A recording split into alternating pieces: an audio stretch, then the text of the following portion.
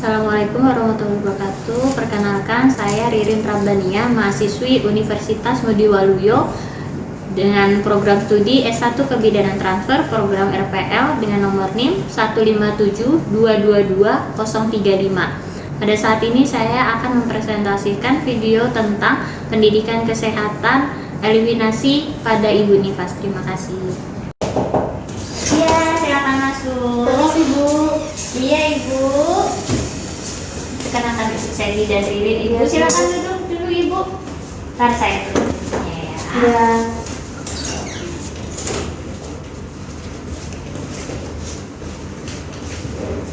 Dengan Ibu siapa? Ibu Tri. Oh iya, Ibu Tri, ada perlu apa Ibu? Ada ini kayak mau dikonsultasi? Iya, saya mau kontrol, Bu. Kontrol disaharikan sudah semingguan sih dari saya. Oh, sudah hari ini pas 1 minggu ya, 7 hari ya. Iya. Oke. Sebelum kita melakukan pemeriksaan, ada keluhan nggak nih? Nggak ada sih, Bu. Nggak ada keluhan. Saya mau menjelaskan dulu, Bu ya. Menjelaskan masalah eliminasi pada Ibu Nifas.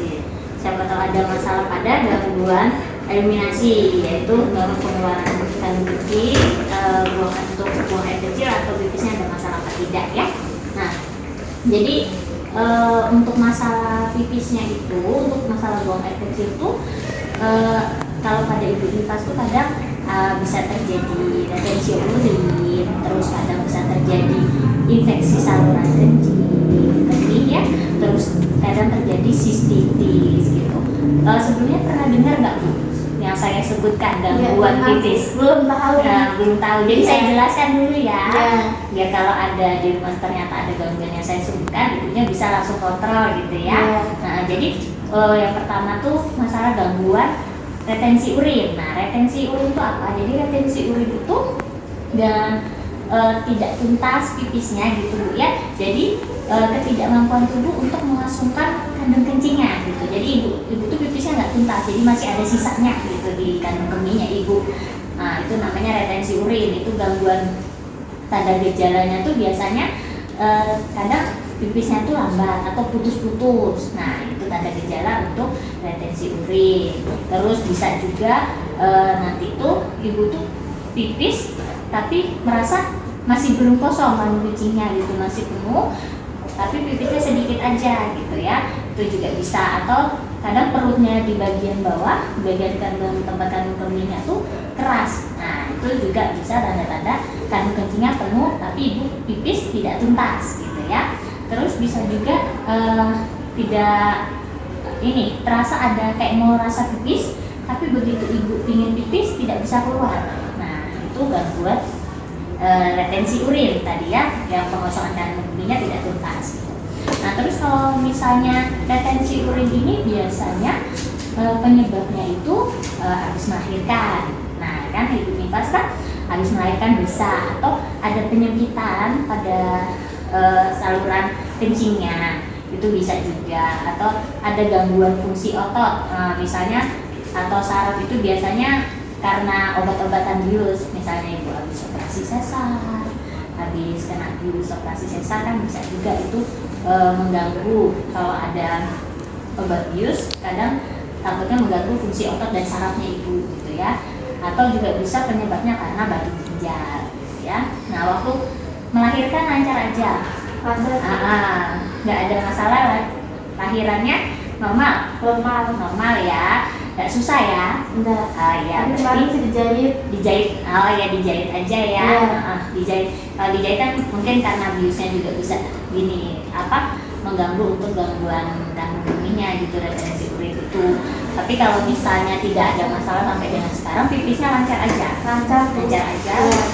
Berarti tidak ada masalah di retensi urin ya, pengosongan kandung kemihnya. Nah, terus ada lagi yang namanya infeksi saluran kemih. Infeksi saluran kemih itu infeksi bakteri yang mengenai bagian dari saluran kemih. Nah, gitu ya. Jadi tanda gejalanya infeksi saluran kemih itu apa? Nah, kalau infeksi saluran kemih itu nyeri waktu ibu buang air kecil, itu terasa nyeri. Terus frekuensi buang air kecilnya tuh meningkat, jadi lebih sering pipis gitu ya. Lebih sering pipis, namun jumlahnya tuh sedikit. Nah, pipisnya sedikit tapi lebih sering. Nah, itu. Terus yang ketiga tuh bisa ada tidak bisa menahan pipis, jadi tiba-tiba langsung mau pipis tuh nggak bisa tertahan. Nah itu tanda-tanda dari infeksi saluran kencing gitu ya. Ada juga mungkin bisa kandung kemihnya ibu tuh terasa penuh, padahal ibu sudah buang air kecil. Itu juga bisa salah satu tanda untuk infeksi saluran kencing. Paling khasnya sih ada nyeri perut bagian bawah. Itu biasanya memang infeksi saluran kencing ya. Gitu. Terus penyebab dari infeksi saluran kencing itu bisa karena kehamilan. Terus bisa juga karena diabetes, penyakit gula ya, atau bisa juga kayak tadi yang saluran kencingnya menyempit gitu ya, atau karena ibu sering menahan buang air kecil, itu juga bisa terjadi infeksi saluran kencing gitu ya. Terus bisa juga karena mobilisasi waktu postpartumnya itu kurang gitu ya. Nah terus ada lagi yang terakhir itu radang untuk kandung kemih, sistitis gitu ya, namanya sistitis. Kalau ini itu radang kandung kemih. Tanda gejala dari sistitis tuh beda-beda tipis ya sama infeksi. Jadi ada rasa sakit pada saat BAK, tapi ada rasa kayak terbakar juga gitu ya, jadi panas gitu waktu pipis gitu ya. Nah terus ada nyeri juga pada perut bagian bawah, sama ada nyeri perut bagian bawah, terus tapi kencingnya itu berbaunya tuh agak amis gitu ya, baru warnanya tuh juga agak lebih keruh gitu. Kalau infeksi saluran kencing warnanya keruh, yang radang kandung ini warnanya tuh keruh, sama pipisnya tuh agak berbau lebih amis gitu ya. Terus kadang itu sampai bisa kencingnya tuh berdarah, pipisnya itu bisa sampai berdarah. Kadang kalau parah ibu bisa sampai demam.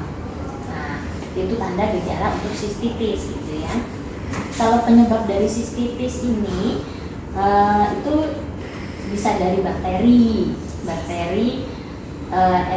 Escherichia saluran kemih gitu ya. Ada bakterinya. Terus kadang bisa juga karena batu ginjal gitu ya, atau penggunaan bahan-bahan kimia untuk sabun pembersih gitu kan. Kadang ada kayak yang dijual botol-botol untuk membersihkan kelamin gitu ya.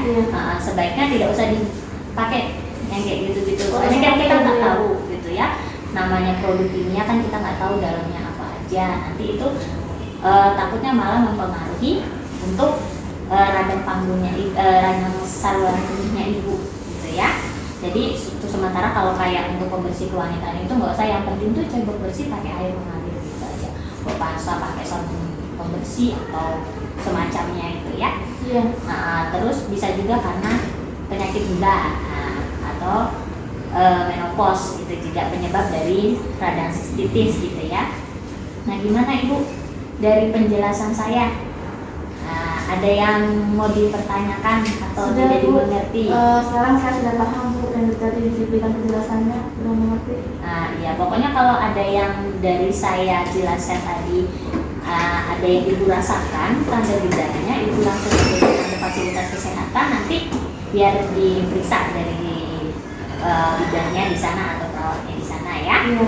Iya. Sudah mengerti apa ya tadi gejala-gejala yang perlu diperhatikan? Iya Bu.